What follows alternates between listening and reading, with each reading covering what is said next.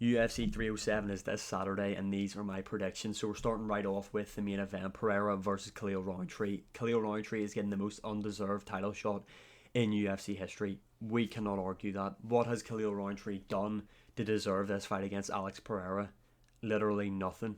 The guy is on a 5-fight win streak, but his best win is Anthony Smith.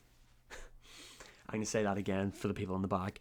Khalil Rountree's best win is Anthony Smith, who took that fight on short notice. Let that sink in. And this guy's fighting Alex Pereira for the light heavyweight title, but they've got Magomed Ankalaev, who's on a 10-fight win streak, having to fight another contender in Rakic before he gets his title shot.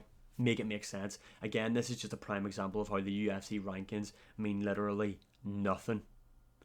Nothing. Also, Khalil Rountree is coming off a suspension for being caught on PEDs. Now, yes, he did. It was self-reported. He reported it himself, and he says it wasn't his fault, etc. He said it was a supplement company he was working with. It was their fault for giving him stuff. They should know what he's allowed and what he's not allowed. But he's still coming off a suspension, and he's getting a title fight. Like, what are we doing here? Like I said, he's on a 5-fight win streak. His best win is Anthony Smith. Pereira and Khalil Rountree do have an opponent in common, and that is Jacoby. Pereira absolutely smoked the guy in Glory Kickboxing, smoked Jacoby in there. You've got Khalil Rountree, who robbed him in a decision. I like Khalil Rountree. I do think he is a fun guy to watch. His Muay Thai is exciting, but this is just one of the biggest mismatches in UFC history, in my opinion. Like, Pereira is just leagues above Khalil Rountree in the striking. Like, just leagues above him. Now, Khalil Rountree in recent interviews has said that he's got this weapon that he's going to use if he has to win him the Alex Pereira matchup. What is that? Is the guy going to then spawn like 5 of himself in there? Because if that's not the move he's talking about, then you're not winning. I just don't see how he gets the job done. I think Pereira should win this within the first round, 2 rounds max. I can't see a way Khalil Rountree beats Pereira. But with that being said, I'm not even joking. I'm picking Khalil Rountree to beat Alex Pereira. I don't know why, I don't know how, but I just have the suspicion that everything's lining up for Khalil Rountree. The short notice title fight, just everything. I don't know. I really don't know. I can't explain it. I'm picking Khalil Rountree to beat Alex Pereira. I'm not even joking. Literally, I'm picking Khalil Rountree to beat him. I can't explain it. I literally cannot explain it. It just feels like it's in the air. Khalil Rountree's beating him. I can't lie. Which is crazy. Which is crazy. Pereira should win this within 2 rounds, but I have a feeling that Khalil Rountree is going to win this. God bless. Next up, Raquel Pennington versus Juliana Pena. Where do we start with this fight? It's so exciting. It's such a fun matchup. I don't give a fuck about this. I do not care to watch this fight. I do not care about either women. They are not entertaining to watch. Raquel Pennington's arguably the worst champion the UFC currently have. Juliana Pena hasn't fought in over 2 years, yet she's fighting for the belt. Women's bantamweight is a terrible division in my opinion. People are saying this is the piss break. I couldn't agree more. I mean, what I will say is, though, I'm thankful that this is not headlining its own card. Because if this was headlining its own card, I'd probably report the UFC for war crimes. With all that being said, though, Pennington should win this. But I don't know, I think Juliana Pena.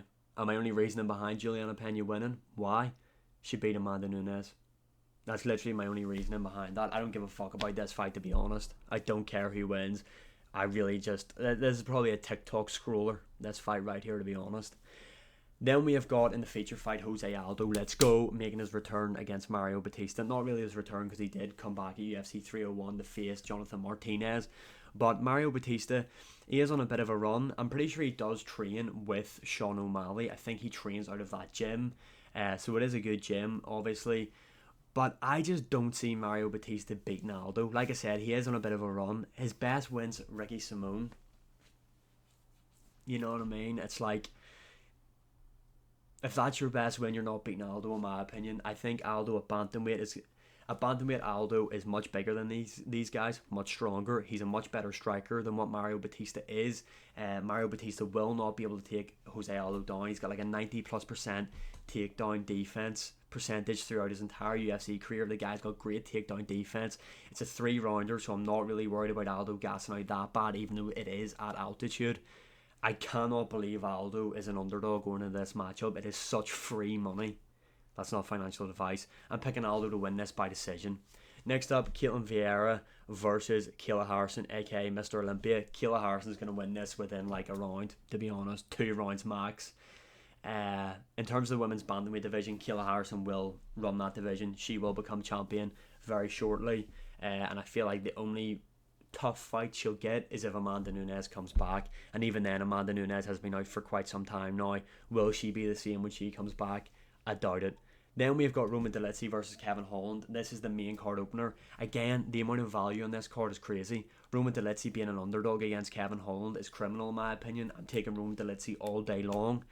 Kevin Holland, his best work has been at middleweight, but I feel like he's more suited for welterweight. Roman Dolidze's a big guy for this division. Let's not forget, this guy went up and fought Anthony Smith in the light heavyweight division. Now, I'm not saying that as in Anthony Smith is some sort of world beater, but I'm saying that because Roman Dolidze has moved up and fought a guy in the division above. Roman Dolidze, he is very durable. His striking, he's more technically sound in the striking than what Kevin Holland is. Kevin Holland is more wild, and Kevin Holland does pack the bigger punch, I would say, out of the two. But again, Roman Dolidze, very tough and durable. Kevin Holland has struggled with grapplers in the past. Roman Dolidze can grapple. He will be stronger than Kevin Holland in there. I think Roman Dolidze is going to beat Kevin Holland by decision. Again, I'm putting money on Roman Dolidze to win this here.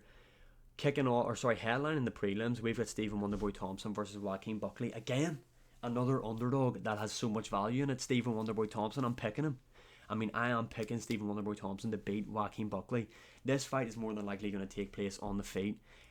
Joaquin Buckley does pack a punch, but Stephen Thompson, even though the guy is like 90 years of age, he's still a better striker. The guy can still move. He hasn't fought though since his last fight against Shavkat Rakhmonov, where he did get submitted in the second round. But Stephen Thompson showed somewhat pretty good takedown defense in there, especially in the opening round against Shavkat Rakhmonov. And I think we would all say that Shavkat offensively is the better grappler than Joaquin Buckley. I think over like a 15-minute fight, Joaquin Buckley shoots maybe just over 1 takedown.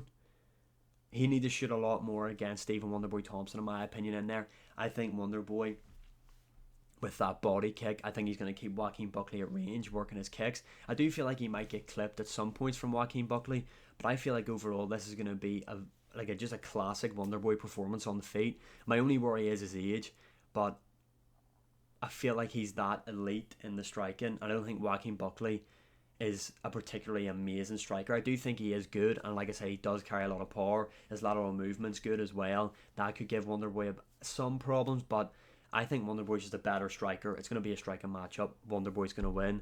Marina Rodriguez, I'm picking her to win this one. I'm going to go. So my computer just shut down, great. But we will continue with these predictions. Alex Hernandez is beating Oscar Hubbard in the lightweight division. I think lightweight definitely suits Hernandez way better than what the featherweight division does. I don't know why he continues to fight at featherweight. He's dog shit down there. Lightweight is his division. Stay there. He wins this matchup. Cesar Almeida is going to win this one by KO. Then we move on to the early prelims. Ryan Spann versus Oven St. Preux. OSP is up there in age now. This guy has definitely reached UNC status in the UFC. Ryan Spann probably has one of the worst fight IQs in the entirety of the UFC, but he can pack a punch. I expect Ryan Spann to KO OSP within 2 rounds. Carla Esparza is an underdog in this matchup here against Pennington. I think I've said her name right. Yeah, I have. I'm going Carla Esparza, former champion. It's women's MMA. It doesn't matter who the fuck you pick, to be honest. It really doesn't matter. Flip a coin. Pick whoever it lands on. Heads or tails. For me, I'm picking Carla Esparza. Court McGee versus Tim Means. UNC versus UNC action here to kick off the entirety of the card. This goes all 3 rounds, and I'm taking Tim Means to get the job done here. Overall, UFC 307 is a pretty okay card. It's okay. Let's see what happens. Let me know your opinions in the comments below. And as always, like, share, subscribe, comment, all that good stuff. And I'll see you again in the next one.